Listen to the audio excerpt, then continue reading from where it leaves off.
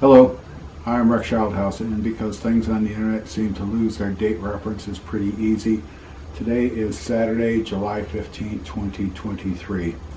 On our big vacation, May-June of 2023, we drove from San Diego County to Vancouver, British Columbia, and then on the way back, we stopped at a lot of museums and zoos and had a lot of fun. This video is going to address our June 1st, 2023 visit to the Washington State History Museum. We spent probably 2.5 hours there because we got there in the afternoon and I think it closed at 5. And we kind of close to wore our welcome out, plus we needed some food. Really interesting museum. Had a number of issues trying to take photos there because a lot of their displays are behind glass. The autofocus on the camera was picking the glass up, which it usually doesn't do, and their lighting is kind of interesting. Really fun, really interesting museum to visit. A lot of information in it and really enjoyed it. Let's get on with the video. This is the front of the building. The entrance is on the side. Joyce is walking past it. Really impressive building. There's an outdoor amphitheater associated with the building, and the building above the amphitheater is the old train station, as I understand it. It's now been converted to a federal courthouse. We could have gotten into the lobby if we had been there just a little bit earlier. This is a piece of concrete from the Galloping Gertie, as it was known, Tacoma Narrows Bridge, and I'm going to show you a video of that bridge.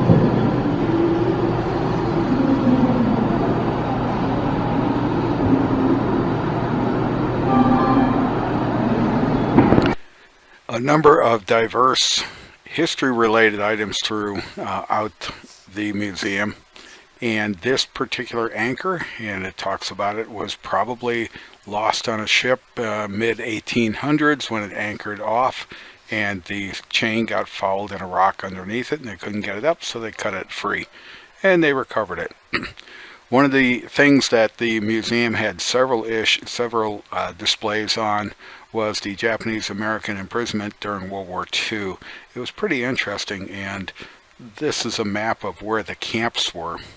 I didn't know this. I did know some degree of the nuclear weapons, atomic weapons program during World War II, and some of it was in Hanford, Washington State, and there are a number of opinions and viewpoints stated. This is a very big facility, and they were making the plutonium, a photo of what Japan looked like, Nagasaki after the bombing. I've been to Nagasaki several times.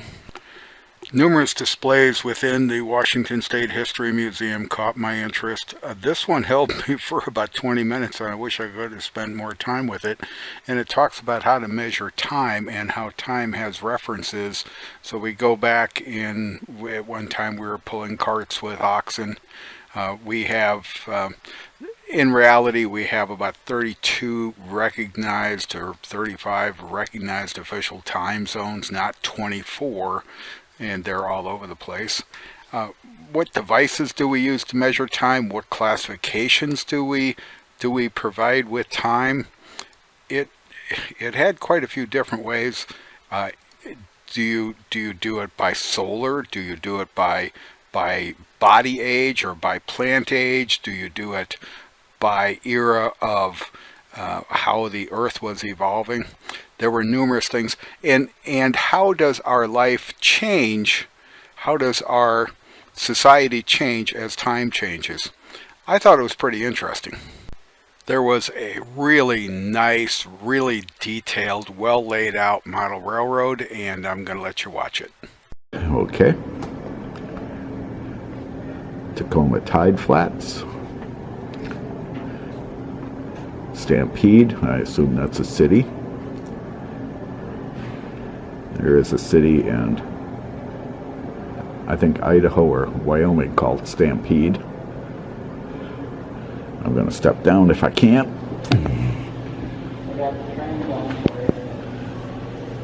And Joyce says there's a train going. So we will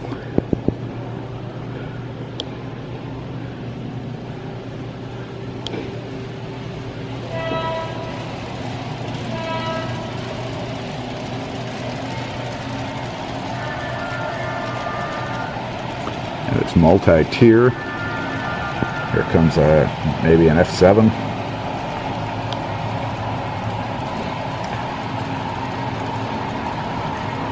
And a calf.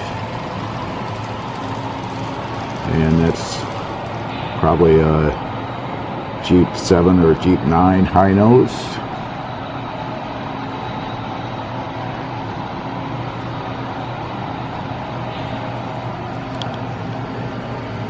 A lot of detail in here.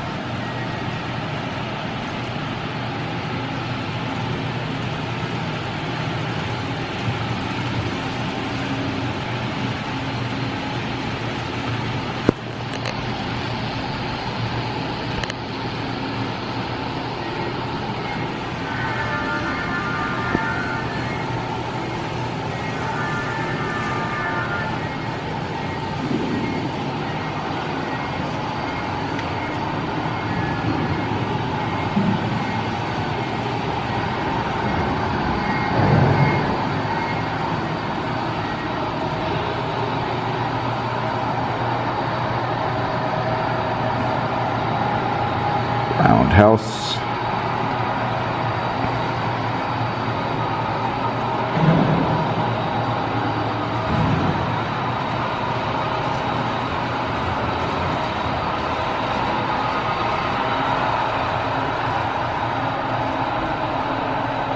There is a track up on the top.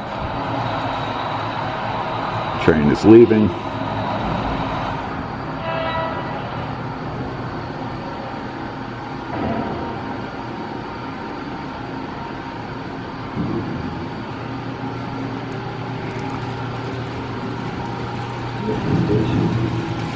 Yeah. Maybe inside? No. I think these are called motor cars. Very impressive layout, and evidently it was put in by the Puget Sound Model Railroad engineers online. Is their references online. 2,300 feet of track. The layout is 80 feet by 20 feet. Impressive. There were several displays regarding railroads because of the significance that railroads played in the development and the growth of Washington. And then we walked into an exhibit that just made me laugh because I remember this on television in the growing up in the 50s and 60s. I was never really a big fan. They had a big display on roller derby, and it was all focused on the female side of roller derby. And I remember, I think it was on Sunday morning on television, they would have the roller derby things. They would always start with the girls, shift to the guys, and then end with the girls. So everybody evidently wanted to see the girls fight, and that's what roller derby was, legalized, organized fighting. A lot of information about it, about the places that it was done, how the skates have evolved, and we know that the skates that we grew up with have very little relationship to what we see for skates today. The Oregon Trail played a major role in the development of Washington State, and this particular slide talks about Ezra Meager and his trip in 1852 from Iowa to Oregon on the old Oregon Trail, and he wrote a book about it and then went back later in life and made the trip over and over in several modes. Really interesting, and it talks about the oxen that he used and the casualties he had with them. A wagon that would have been used on the Oregon Trail or to carry settlers west. The seat doesn't look real comfortable. I think I'll stay with cushion stuff. If you watch the westerns, everybody's in the wagon and they're all riding, they're all comfortable, there's a lot of room. This particular slide seems to contradict that, but then television's never wrong, and it's kind of fun. Carrying a piano west, I can understand why you would want the entertainment. The family Bible, those were very valuable items. I love the recommendation. It was advised to bring 200 pounds of flour and 75 pounds of bacon for each adult. How much for the kids? Interesting tale about a teenager that dies, a wish to make the Oregon Trail and end up in Oregon. His father was a minister. He dies, his father gets a lead-lined coffin, puts his son in the coffin, fills the coffin, or puts alcohol in the coffin as a preservative, and then carries his son out west. Some of the things that they would have brought, and I look at this and I remember my grandmother's treadle sewing machine. This one has an electric motor, so I assume that it came out after the advent of electricity. Here's an interesting mix to bring out. Bring out your cap and ball rifle, because you have to shoot game and protect yourself, but don't forget your clarinets. And this guy brought his rifle and clarinets out. You have to stay busy and entertained. John Murray was that individual. Electricity did come to the area, and there is a slide talking about it, the Washington Public Power Supply System and how power came. The problem with this is, to get the power, they dammed up the rivers, and part of that fun was the rivers were the basis for a lot of their economy, called salmon. One of the interesting machines there, and I was looking at this one here, and I had absolutely no idea what this thing was. I was trying to figure it out. I finally read the sign. It's to process salmon. It's referred to as the Iron Butcher. How it exactly works, I'm not sure. They do have a couple of pictures of salmon going in and salmon coming out. And the society, as it's talking about canning salmon, created communities. When you create jobs, you create communities, because people don't want to travel 4 hours to get to work and 4 hours to get back home. They want a relatively close work environment. Because of World War II and companies like Boeing being in Washington State, Rosie the Riveter played a major role. There were also ship assembly shipyards up there too. So there were a number of Rosie the Riveter type activities in Washington State. We step back a little bit. The museum does address the Depression, and I'd never heard the phrase before, the Republic of the Penniless, which is talking about what happened to the Depression people. A lot of our laws changed because of the Depression, and we should be thankful for most of them. I'm not sure if all of them were right. Shanty towns where people literally went to survive.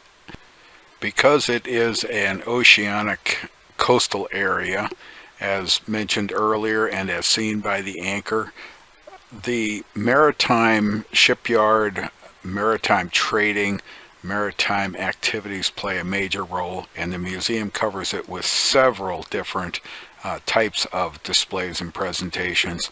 Here's a ship being put together. Amazing. Watching the shipyards as a Navy career always fascinated me. Some of the trinkets that come in with the naval aspect, some of the trinkets that come in with life as we change, was how they put some of these displays together. And then some of the tools that were used along the way by the various trades of the area. One of the things we kind of giggled and laughed at was the Chicago Shoe Company. Now, being both from Chicago, that was interesting. The Seattle Space Needle had a toy carving there.